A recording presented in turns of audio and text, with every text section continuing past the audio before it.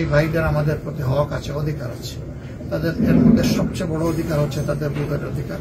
আমি বলি যে এটা বেটো পাওয়ার। এটা যদি আপনার হাতে থাকে অনেক অধিকার আপনার কাছে চলে আসবে, আর এটা যদি আপনার হাত ছাড়া থাকে তাহলে লোক ওয়ান ওয়ে শুধু আপনার কাছ থেকে নিতে চাইবে, আপনাকে আপনার পাওনাটা দিতে চাইবে। এখন এত কষ্ট করে আমরা যেটা করলাম, আপনারা একটু কষ্ট করে এটা সার্ভ করবেন। আজকের দিন শেষ দিন রেজিস্ট্রেশনের। আমরা ফিরে গিয়ে আমি আমেরিকায় দেখেছি, এখানেও দেখছি, বিভিন্ন দেশ থেকে এই মেসেজ পাচ্ছি। আমরা সরকারকে এবং নির্বাচন কমিশনকে অনুরোধ করব যে তারা এটলিস্ট আরো 15টা দিন বাড়াতে পারে। খুব বেশি পারবে না, ফেব্রুয়ারিতে যেহেতু ইলেকশন হবে, তার আগে খসড়া ভোটার তালিকা তাদেরকে ফাইনাল করতে হবে। এটা আবার জনগণের কাছে সাপোর্ট করতে হবে। কোনো কনসার্ন থাকলে সেটা কারেকশন করতে হবে, কারেকশন করে সেটাকে ফাইনালাইজ করতে হবে। ফাইনালাইজ করার পরেই তারা শুধু স্কেজুয়াল ডিক্লারেশন করতে পারবেন, এর আগে পারবেন না। এখন এই প্রক্রিয়াগুলো তো সহজ না, কিছু তো টাইম এফোর্টিং হয় তাদের। অনেকে আমাদেরকে বলেছিলেন যে পুরা নভেম্বর মাসটা, আমি চিন্তা করে দেখেছি এটা বাস্তবসম্মত না। অন্তত নভেম্বরের 15 দিন যদি দেওয়া হয়, আর মানুষ সবাই যদি সিরিয়াস হয়, সরকার এবং নির্বাচন কমিশন যদি দায়িত্বশীল হয় এবং তারা তাদের দায়িত্ব পালন করে, তাহলে এবার 100% যদি হয় আলহামদুলিল্লাহ। যদি নাও হয়, বেশিরভাগ লোক যদি হয়, তাহলে আগামীতে 100% কমপ্লিট হবে ইনশাআল্লাহ, আমরা আশা করি।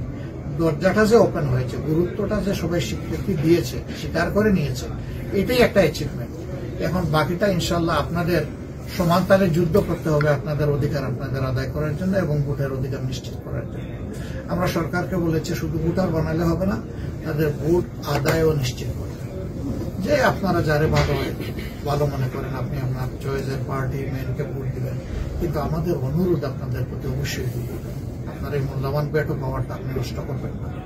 এটা আপনি জাতির জন্য উপহার দিবেন। শুধু আপনি না, আপনি মানে হচ্ছে আপনারা জাতির বিবেক, জাতির প্রতিনিধি আয়না। আপনাদের মাধ্যমেই আমরা আমাদের সমাজকে এই মেসেজটা দিলাম। আপনারা আমাদের এই মেসেজটা পৌঁছে দিবেন। তারপরে ইনশাআল্লাহ দোয়া করেন এমন একটা গোষ্ঠী বা দল যেন সামনে আসে যারা দেশ সেবা করবে, যারা নিজের সেবাটা ভুলে গিয়ে পেরেশান হয়ে মানুষের সেবায় লিপ্ত হবে। সেরকম একটা দেশ, একটা নতুন বাংলাদেশ, একটা বেটার বাংলাদেশ আল্লাহ যেন আমাদেরকে পাওয়ার সুযোগ করে দেন। আপনাদেরকে ধন্যবাদ, আবারও ধন্যবাদ, আবারও কৃতজ্ঞতা। আসসালামু আলাইকুম। আমরা বলতেছি গতকাল থেকে একটু আমরা সর্বোচ্চ 4টা প্রশ্ন নেব। তাইসের মাহমুদ ভাই, মানবকণ্ঠ 71। আচ্ছা, আমি শুরু করে দিয়েছিলাম। গতকাল থেকে সারা দেশে যে হানার বন্যা হয়ে যাচ্ছে, এই কমিশনের রিপোর্ট এবং এই হানা বিষয়ে কোন প্রতিক্রিয়া? আমরা খুব পজিটিভ, অলওয়েজ নেগেটিভকে আমরা পিছনে ফেলে পজিটিভ অ্যাটিটিউড নিয়ে আগে দিচ্ছি। আচ্ছা, আমার প্রশ্ন হচ্ছে যে বাংলাদেশে গুম এবং খুনের সাথে জড়িত 25 সেনা কমান্ডার বিচার শুরু হয়েছে, আমরা দেখতে পেয়েছি। এবং শুরুতে আমরা দুদুল্যমান ছিলাম, অনিশ্চয়তার মধ্যে ছিলাম আদৌ তাদেরকে গ্রেপ্তার করা হবে কিনা, কিন্তু পরবর্তীতে তাদেরকে অ্যারেস্ট করা হয়েছে, আবার সাব জেলে রাখা হয়েছে। এ ব্যাপারে রাজনৈতিক দলগুলোর ভূমিকা কি? মানে তারা কি আপনারা সহ জামাত ইসলামের সহ বিএনপি অন্যান্য দলগুলো কি সাপোর্ট করছে বিচারকে? এবং যদি এই সময়ের ভিতরে বিচার শেষ না হয় এবং আপনারা যদি রাষ্ট্র ক্ষমতায় আসেন, রাষ্ট্র ক্ষমতার সহযোগিতা হন, তাহলে কি এই বিচারটা কন্টিনিউ হবে? দেখেন, আমরা যে কোনো অপরাধের বিরুদ্ধে, এটা কে করলো, সেনাবাহিনীর লোকেরা করলো না অন্য কেউ করলো, এটা ম্যাটার করে না। আমাদের কাছে অপরাধ যে করবে সে একজন অপরাধ। আমরা এই কথাগুলা যত জায়গায় বলা দরকার আমরা বলেছি, যাদেরকে বোঝানো দরকার আমরা বুঝিয়েছি।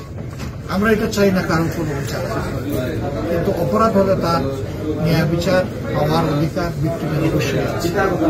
আমরা এই দৃষ্টিকোণ থেকে সকল অবিচারের বিরুদ্ধে ন্যায় বিচারকে আমরা সমর্থন করি। আর আমাদের 5টা প্রায়োরিটি অঙ্গীকারের মধ্যে একটা হচ্ছে সমাজে সর্বস্তরে ন্যায় বিচার কায়েম করা। সুতরাং ন্যায় বিচার কায়েম করলে আগামীতে যারা অবশ্যই বিচার প্রার্থী হবেন তারা তাদের ন্যায় বিচার পাবেন, তারা বঞ্চিত হবেন না ইনশাআল্লাহ। আমার প্রশ্নটা বেশ সিম্পল, যে আমরা দেখেছি জুলাই সনদে শেখ মুজিব সাহেবের ছবি অফিসে রাখার বিধান রয়েছে।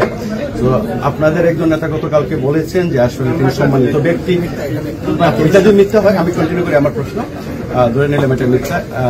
তিনি যদি সম্মানিত ব্যক্তি হন, আপনি একজন দলের প্রধান হিসেবে, জামায়াতের প্রধান হিসেবে, না, আমি শুধু এটা জানতে চাই যে আরেকজন সম্মানিত ব্যক্তি আছে, একটা ভুল। আচ্ছা, আমরা নেক্সট আমি প্রশ্নটা শেষ করে ফেলি। প্রশ্নটা সুন্দর, যে জিয়াউর রহমান তিনি একজন আসলে খুবই সম্মানিত ব্যক্তি। আসলে সংবিধানে জুলাই সনদে তার নামটা কেন থাকবে না বা ছবি টানার অনেক কিছু আছে, আপনি ভালো করে থাকে সব ব্যাপারে সবাইকে বলা যায় ভাই, সবাইকে তো কিছু কিছু অংশ দিতে হবে যার যেটা ভাবনা। যেমন ধরেন জেনারেল উসমানী, উনি মুক্তিযুদ্ধের নেতৃত্ব দিয়েছেন, আজকে তাকে কেউ স্মরণ করে স্বীকার করে? তাকে স্বীকার করা উচিত না? আসম আব্দুর রব প্রথম পতাকা তুলে ধরেছে, তাকে কেউ স্মরণ করে স্বীকার করে? তার একটা রিকগনিশন পাওয়া উচিত না? আমাদের অনেক কিছুকে রিকগনাইজ করে না। আল্লাহ যদি আমাদেরকে সুযোগ দেন, যার যেখানে যে অবদান আছে আমরা কোনো কিছুর উপর অবিচার করবো। আব্দুল হোসেন এলবি 24। আমরা দেখছি যে বিভিন্ন উন্নত দেশে যে বিভিন্ন পলিটিক্যাল পার্টি দ্বারা নির্বাচনে প্রতিদ্বন্দ্বিতা করে তারা পলিসি নিয়ে আসে জনগণের সামনে, যেমন tax policy, employment policy, immigration policy বা আরো অন্যান্য পলিসি যেগুলো আছে। তো আপনাদের কোনো পরিকল্পনা আছে কিনা যে ইশতেহারের সাথে সাথে এগুলো তুলে ধরবেন? অবস্থা দেশে মনে হচ্ছে জামাত ইসলামী ক্ষমতার দ্বার প্রান্তে চলে গেছে। আছে, আমরা আমাদের ম্যানিফেস্টোতে সেগুলো ইনশাআল্লাহ ডিক্লেয়ার করবো। তবে আমাদের ম্যানিফেস্টো এখন বান্দা যাবে, আমরা স্কেজুয়াল ডিক্লারেশনের আগে ম্যানিফেস্টোর কিছুই ডিসক্লোজ করবো। আমরা এটা স্কেজুয়াল ডিক্লারেশন হওয়ার পরে ইনশাআল্লাহ ডিসক্লোজ করবো।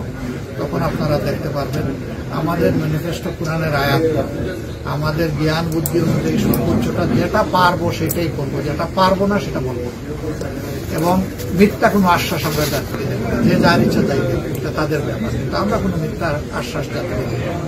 আমাদের সেই ইয়েতে ম্যানিফেস্টোর সাথে ইনশাআল্লাহ পরিকল্পনা থাকবে, আপনারা পাবেন। সেখানে আপনাদের কোনো সাজেশন এটাও আমরা চাই। ধন্যবাদ। কিন্তু আমরা আসলে নিলেন না, অনেক প্রশ্ন ছিল তো আমাদের তো সময় নাই। আমি দুজনকে শুধু প্রশ্ন করবেন, কোনো এক্সপ্লেনেশন চাই। প্রশ্ন হচ্ছে গণভোট নিয়ে আসলে দেশে খুব আলোচনা হচ্ছে, এই ব্যাপারে সর্বশেষ কোনো আপনাদের কোনো আর অপিনিয়ন আছে কিনা? আমাদের স্ট্যান্ড ভেরি ক্লিয়ার, গণভোট আগে হতে হবে, নইলে এটা কিন্তু এটার সঙ্গে দুই পয়সা শুধু একটা প্রশ্ন, আমি সুরমার সাথে আছি। আপনি দুর্নীতির কথা সামনে এনেছেন, পাশে এই দুর্নীতির জন্য আমরা পিছিয়ে আছি। আপনারা ক্ষমতায় গেলে কি দেশ দুর্নীতি মুক্ত হবে? দুর্নীতি মুক্ত হবে কিনা জানি না, তবে যুদ্ধ হবে। দুর্নীতির বিরুদ্ধে আপোষহীন যুদ্ধ চলবে। একটা কথা বলি,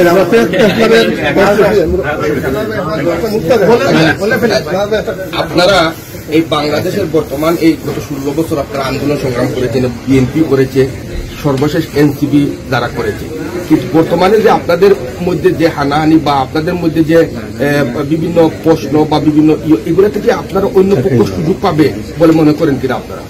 আমরা হানাহানি করি, আপনারা করিয়ে দেন, আপনারা ভালো থাকেন। এই যে ফটো কার্ড দিয়ে মাঝে মাঝে যে লাগাই দেন আপনারা, এটা কি বলবো একটু বলেন তো দেখি মিডিয়ার নামে।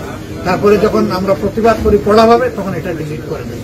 ডিলিট ইজ নট সলিউশন, কারণ বাই দিস টাইম এটা হাজার হাজার শেয়ার হয়ে গেছে। ডিস ইনফরমেশন, মিস ইনফরমেশন মানুষের কাছে চলে গেছে।